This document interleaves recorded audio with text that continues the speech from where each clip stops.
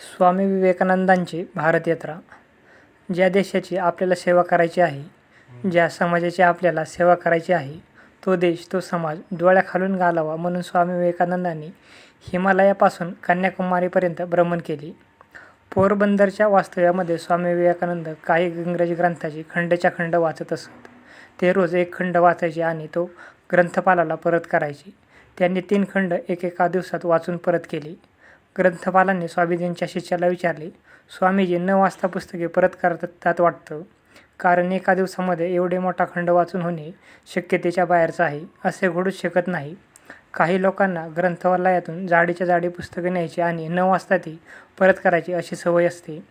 थोडं चाळायचं आणि वाचल्यासारखं दाखवायचं, तसंच बहुतेक हा साधू करत असेल. शिष्यांनी हे सगळं स्वामीजींना सांगितलं. 4थ्या दिवशी 4था खंड घेण्यासाठी स्वामीजी स्वतः गेले. त्यांनी तो ग्रंथपालाकडे मागितला आणि मग त्यांना सांगितले, पहिले ते खंड माझे पूर्ण वाचून झाले आहेत. तुम्हाला शंका असेल तर त्यातली तुम्ही काही पण विचारू शकता. आता स्वामीजींनीच आव्हान दिल्यामुळे ग्रंथपालाने विचार केला की हे जाणून घेऊया की ते किती प्रामाणिक आहेत. ग्रंथपालाने स्वामीजींना त्या 3 खंडातले उभे आडवे प्रश्न विचारले. तो जो प्रश्न विचारायचा त्याचे उत्तर ज्या पानावर असायचे ते अर्धे पाऊण पान स्वामीजी कंठस्थ सांगायचे. हे पाहून त्या ग्रंथपालाने सांगितले, हे मानवी कक्षेच्या बाहेरचे काम आहे. खेत्रीच्या महाराजांनी एकदा स्वामीजींना विचारले, स्वामीजी एवढे लक्षात ठेवायचे तुम्हाला कसे शक्य होते? स्वामीजींनी खेत्रीच्या महाराजांना दिलेले उत्तर फार तर्कशुद्ध आहे, तर्कसंगत आहे. स्वामीजींनी सांगितले, मी माझं मन कुठेही एकाग्र करू शकतो. तसेच माझं तासनतास ध्यानाचा अभ्यास असल्यामुळे मी जे वाचतो त्यावर मन केंद्रित झाल्यामुळे माझे ते लक्षात राहते, पाठ होऊन जाते. पुढे स्वामीजी म्हणाले, असं बघा राजेसाहेब, आपण मुलांना अक्षर शिकवतो, शब्द शिकवतो आणि त्यांना वाक्य शिकवतो.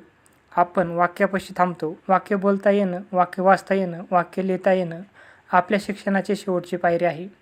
त्यापुढे जाऊन जर प्रश्न केला, आपल्या मनाची, बुद्धीची आणि ज्ञानेंद्रियांची शक्ती आणखी विकसित करू शकलो तर आपल्याला एकदम परिच्छेद वाचता येईल. मी ग्रंथाचे परिच्छेदाच्या परिच्छेद एका दृष्टिक्षेपात वाचतो.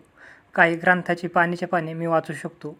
जेव्हा स्वामी विवेकानंद कन्याकुमारीला आले तेव्हा त्यांनी कन्याकुमारीचे दर्शन घेतले. मनात अतिशय आनंद झाला आणि दर्शन घेऊन ते बाहेर आले. समुद्राच्या काठी उभे राहिले. सगळीकडे अनंत अनंत असा 3 दिशेला सागर पसरलेला. एकदम स्वामीजींचे लक्ष गेले की मध्यभागी 1-1.5 फर्लांग अंतरावर 2 शिलाखंड आहेत आणि ते पाण्याच्या भरपूर वर आले आहेत. तिथे आपण गेलो तर त्यांनी तिथे असणाऱ्या नावाड्याला विचारले, ते काय आहे? नावाडी म्हणाला, त्याला श्रीपाद शिला म्हणतात. स्वामी विवेकानंदांच्या मनात आले की आपली भारत यात्रा आता संपत आहे. आपण देशाच्या टोकापर्यंत आलेलो आहोत, पण जिथे आपण उभे आहोत ते देशाचे टोक नाही.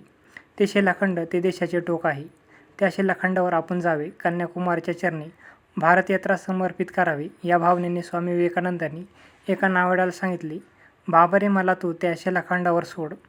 नावाड्याने सांगितले, तुम्हाला 5 पैसे मला द्यावे लागतील. स्वामीजी म्हणाले, माझ्याकडे पैसा काहीच नाही.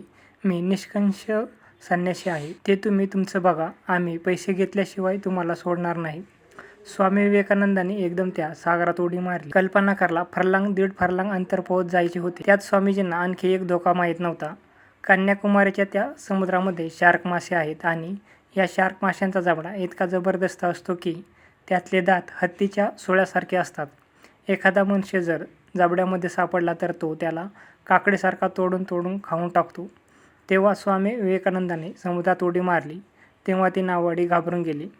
लगेच त्या दोघा-तिघांनी आपल्या नावा काढल्या आणि स्वामीजींच्या पाठलाग सुरू केला. त्यांना वाटले, या माणसाला वाटेत काही संकट आले तर, दम संपला तर. स्वामीजी त्या खडकावर शिलाखंडावर पोचली.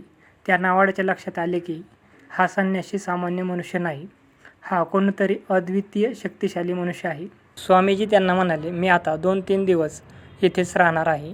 तेव्हा ते नावाडे आणखी थक्क झाले. स्वामीजी 3 दिवस तिथेच राहिले. रात्री एकटे सोबतीला कोणी नाही. 3 दिवस नुसते थांबले नाहीत तर ध्यानस्थ बसले. त्यांना काहीतरी खायला द्यावे म्हणून अनेकदा ते नावाडे लोक यायचे आणि त्यांच्यासाठी काहीतरी खायला आणायचे. त्यांना हाक मारायचे, पण त्यांच्या लक्षात आले की स्वामीजी भावसमाधीमध्येच आहेत. त्यांना काही ऐकू जात नाही. त्या नावाड्याने किती वाईट वाटले असेल की आपण 5 पैशासाठी या माणसाला नाही म्हटले. पण त्यामुळे स्वामीजींच्या अंतस्थ अग्नी प्रदीप्त झाला. स्वामीजी म्हणतात, जितका विरोध असेल, जित प्रतिकूलता असेल, तितका माणसाला अंतस्थ अग्नी प्रदीप्त होत असतो. अनुकूलतेमुळे माणसातले फूल कोमेजून जाते. त्याला जरा संघर्ष करता आला पाहिजे. थोडी संकट असली पाहिजेत. थोडा विरोध असला पाहिजे. म्हणजे माणसातला अंतस्थ चेतना फुलते.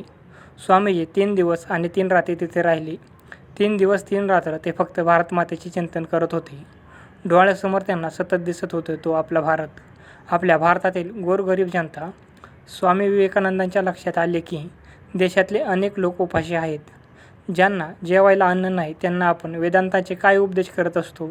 भाकरीचे भ्रांत असताना वेदांत सांगणे धांदट खोटे आहे. लोकांना आधी 2 वेळ जेवायला द्या. खरा धर्म हा सूर्यासारखा सर्वप्रकाशक असतो, वसुंधरेसारखा सर्वसंग्राहक असतो. हे सर्व धर्म समन्वयाचे सूत्र समस्त समाजाला स्वामीजींनी समजावून सांगितले.